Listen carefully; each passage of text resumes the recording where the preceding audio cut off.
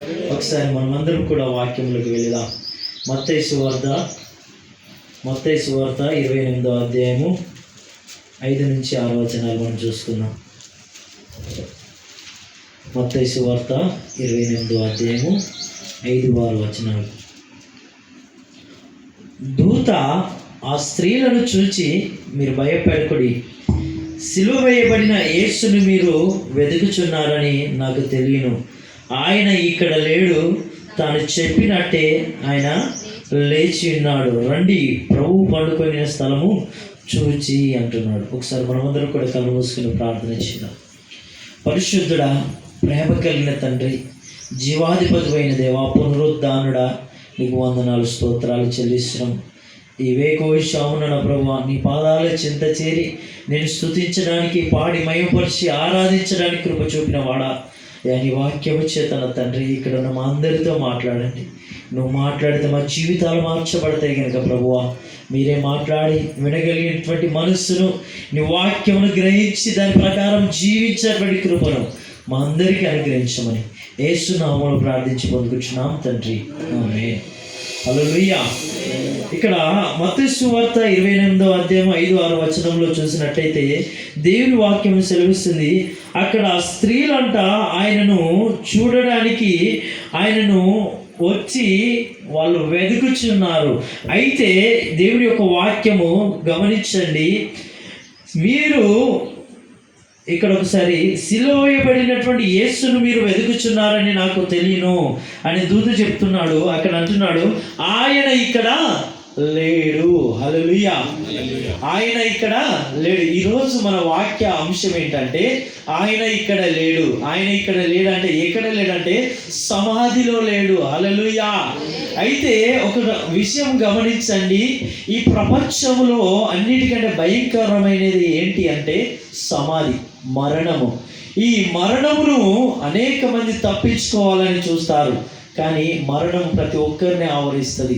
మరణము గురించి అనేక మంది భయపడతారు, కానీ మరణమును ముద్దాడిన వాడు, మరణమును ముళ్ళును విరిచిన వాడు ఈ ప్రపంచంలో ఏ మనుషులు కూడా అనేక మంది అన్నారు, నేనే దేవుడనని అన్నారు. నేను తప్ప ఇంకేది ఉండకూడదు, ఎవరు ఉండకూడదని అనేక మంది దేవుళ్ళుగా పిలువబడుతున్నటువంటి మనుషులు అనేక మంది ప్రకటించుకున్నారు, కానీ మరణమును ఏ మనుషులు కూడా జయించలేకపోయాడు. కేవలం ఈ ప్రపంచంలో యేసు ప్రభు మాత్రమే మరణమును జయించాడు. ఎవరి సమాధి ఖాళీగా లేదు ఇంతవరకు, కానీ యేసు ప్రభు సమాధి మాత్రమే ఖాళీగా ఉన్నది. హల్లెలూయా. ఎందుకో తెలుసా? మరణమును ముళ్ళును ఆయనే విరిచాడు. ఇక్కడ అంటున్నాడు, ఆయనట ఒకసారి చూద్దామా, తాను చెప్పినట్టు ఆయన లేచి ఉన్నాడు, ఆయన ఇక్కడ లేడు. హల్లెలూయా. ఆయన సమాధిలో లేడు. వాళ్ళు అనుకుంటున్నారు సమాధిలో ఉన్నాడని. ఆ స్త్రీలు వెతుకుతున్నారు, చూస్తున్నారు, ఎవరైనా ఎత్తుకుపోయారేమో అని చూస్తున్నారు. ఎందుకు వాళ్ళు అలా చూస్తున్నారో తెలుసా? ఒకసారి గమనించండి. అక్కడ ఉన్నటువంటి ప్రభుత్వం రోమా ప్రభుత్వం చాలా భయంకరమైనది. రోమా ప్రభుత్వం యొక్క కట్టడాలు, విధి విధానాలు చాలా భయంకరంగా ఉంటాయి. అయితే యేసు ప్రభువు చనిపోయిన తర్వాత 3వ దినంలో లేస్తాడని అక్కడ ఉన్నటువంటి రోమ ప్రభుత్వంలో కొంతమంది సైనికులు చెప్తే, ఆ ప్రభుత్వం ఏం చేసిందంటే ఆ సమాధిపై పెద్ద బండ రాయిని ఆ సమాధి గవిని ఎదుట పెట్టి వాటిని సంఖ్యలతో బంధించి తాళములు వేసి సీలు వేసి, ఒకవేళ అయినా కూడా యేసు ప్రభు లేస్తాడేమో అని రోమా సైనికులందరినీ ఆ కావలి ఉంచారు. ఆయనను ఆ కావలి ఏమి చేయలేదు, ఆయనను ఆ రాయి ఏమి చేయలేదు, ఆయనను ఆ సంఖ్యలు ఏమి చేయలేదు, ఆయనను ఆ మరణము తనను జయించలేకపోయింది. అందుకే ఆ సమాధి ఖాళీగా ఉంది. అందుకే ఆయన ఇక్కడ లేడు. హల్లెలూయా. ఎక్కడ? ఆయన సమాధిలో లేడు. ఎక్కడ ఉన్నాడంటే ఆయన నీలో ఉన్నాడు, నాలో ఉన్నాడు. ఎక్కడైతే 2-3 కూడి ఆయన పేరిట ఉంటారో అక్కడ ఆయన సజీవుడిగా ఉన్నాడు. హల్లెలూయా. అయితే వాళ్ళు ఇంకా వెతుకుతున్నారు, ఏడుస్తున్నారు, ఎవరు ఎత్తుకుపోయారో, ఎవరు తీసుకెళ్లారో అని వెతుకుతుంటే అక్కడ దూత వారితో మాట్లాడుతున్నాడు. హల్లెలూయా. దేవుని యొక్క దూత వారితో మాట్లాడుచున్నాడు.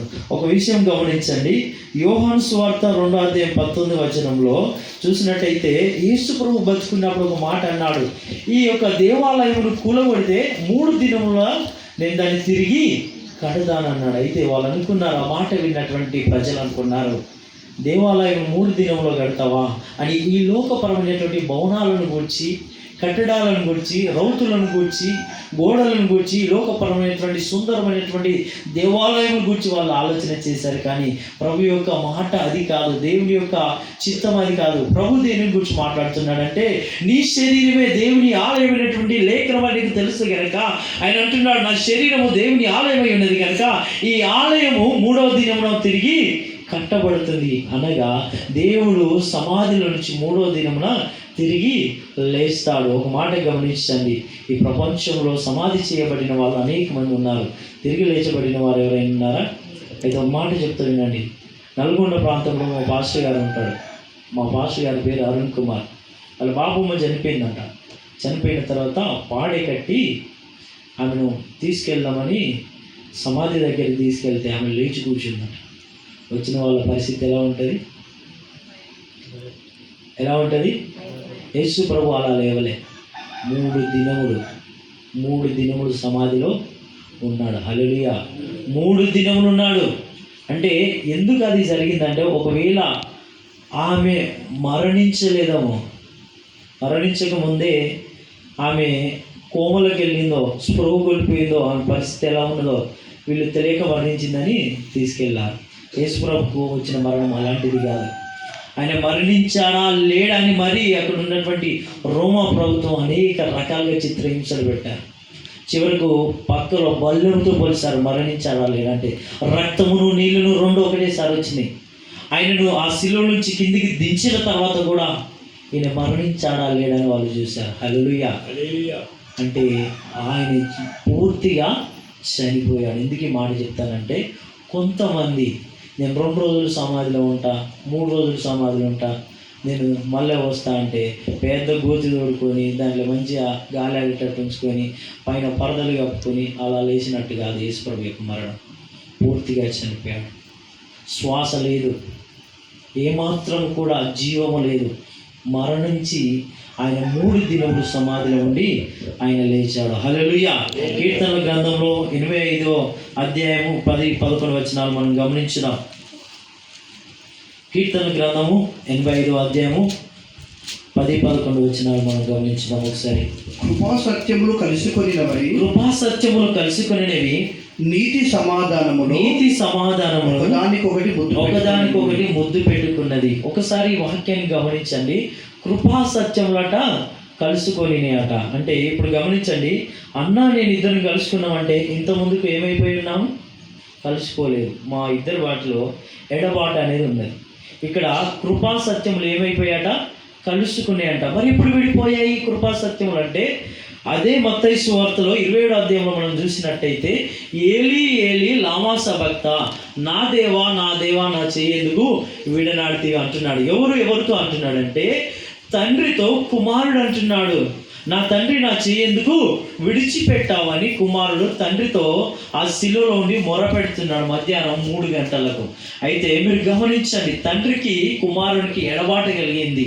అయితే కృప కలిగినటువంటి దేవుడు, కృప అనగా కీర్తనల గ్రంథము 33వ అధ్యాయము 5వ వచనం మనం చూసినట్టయితే, యెహోవాయే కృపగా ఉంచున్నాడు. కీర్తనల గ్రంథము 33వ అధ్యాయము 5వ వచనం కనుక మనం చూసినట్టయితే వాక్యం ఏమని సెలవిస్తుంది అంటే, ఆయన నీతిని న్యాయమును ప్రేమించుచున్నాడు, లోకము యెహోవా కృపతో నిండి ఉన్నదట. అంటే యెహోవాయే కృపగా ఉన్నాడని, యెహోవా కృప నిరంతరం ఉండును, యెహోవా కృపగల దేవుడు అని మనం చూసినట్టయితే బైబిల్లో అనేక రకాలైనటువంటి కృపను గూర్చినటువంటి మాటలు తండ్రిని గూర్చి వ్రాయబడ్డాయి. అయితే ఒక మాట గమనించండి, ఇక్కడ కృప అనగా తండ్రి అంటున్నాడు. అయితే ఇక్కడ సత్యం అనగా యేసుక్రీస్తు వారు అంటున్నాడు. యోహాను సువార్త 14వ అధ్యాయం 6వ వచనంలో ఆయన అంటున్నాడు, నేనే మార్గమును, నేనే సత్యమును, నేనే జీవమును అంటున్నాడు. అయితే ఈ కృప కలిగినటువంటి తండ్రి, ఈ సత్యం కలిగినటువంటి యేసు ప్రభువు వారు వాళ్ళు విడిపోయబడ్డారు. ఎందుకు విడదీయబడ్డారంటే నీ కోసము నా కోసము, నిన్ను నన్ను ఆఘాతంలో పడిపోకుండా, ఆ మరణంలో ఉండకుండా, ఆ సమాధిలో ఉన్నటువంటి నీవు నేను ఆ గాఢంధకారంలోకి వెళ్ళి నరకంలోకి వెళ్ళకుండా దేవుడు ఏం చేస్తాడంటే ఆ మరణము ముళ్ళును విరవాలి గనక అది నీకు నాకు సాధ్యం కాదు. ఈ లోకంలో ఏ మనుషునికి సాధ్యం కాదు.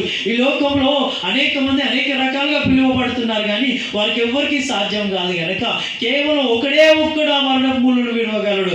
ఆయన సవాల్ చేస్తున్నాడు, మరణమా నీ ముళ్ళెక్కడని సవాలు చేసిన వాడు, నాలో పాపం ఉన్న ఎడల దాన్ని చూయించమని లోకంలో ఏలెత్తి చూపిన వాడు మాత్రమే, ఆయన మాత్రమే ఆ మరణంను జయించగలడు. ఆయన మాత్రమే ఆ సమాధిని గెలవగలడు.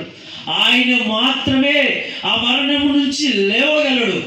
ఆయనే తండ్రి కుమారులు నీ కోసం నాకము మన ఇద్దరి కోసం ఏమైపోయారు?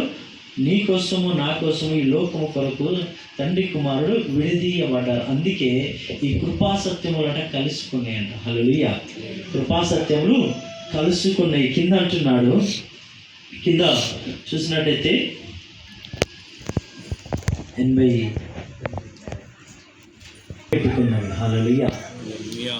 నీతి సమాధానంలో ఒకటి దానికొకటి ముద్దు పెట్టుకున్నాయట. ఒకసారి మనం కీర్తన గ్రంథము 11వ అధ్యాయం 7వ వచనం చూస్తే మనకు అర్థమవుతుంది.